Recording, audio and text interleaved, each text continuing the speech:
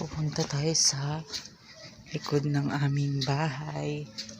This is the art sector. Punta tayo sa loob, sa likod ng aming bahay kasi every time na may sakit sa amin, ganito lang yung ginagawa namin. Kasi ito yung Soon Coffee Shop. Kung nakikita nyo, humahanap lang tayo ng mga damo-damo dito sa may oregano kasi may sipon yung isa naming member ng family. Asan ba? Marami kasi kaming halaman dito.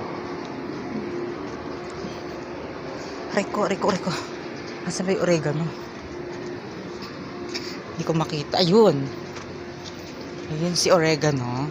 So tuwing may sakit sa amin, ayan yung aming oreganohan. So kitang-kita nyo naman, fresh na mga oregano namin.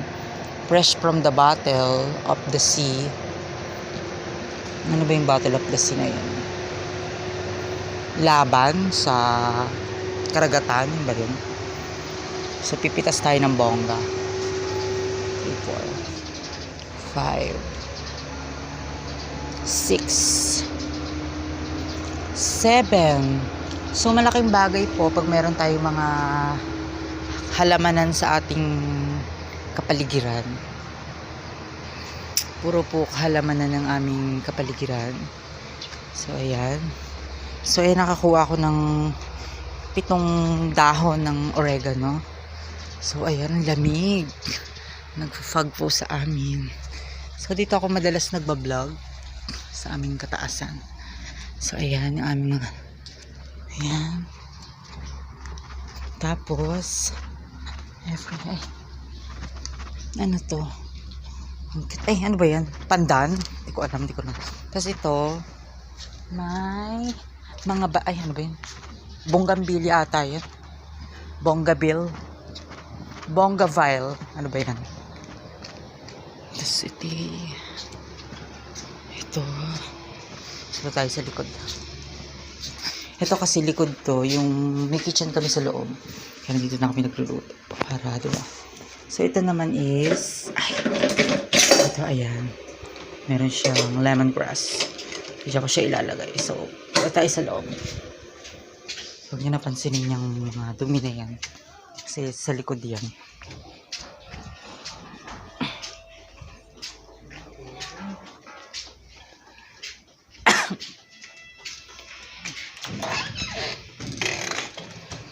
So ito yung ating oregano. Dito. Saan na ba? Ito tayo ito yung oregano. Tapos ito yung ating lemongrass.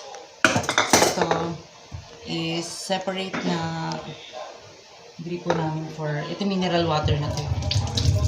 Aquabest. Aquabest ba? Aquasave pala. Sorry. Kailangan hugasan nyo muna. Bago tayo mag-ano.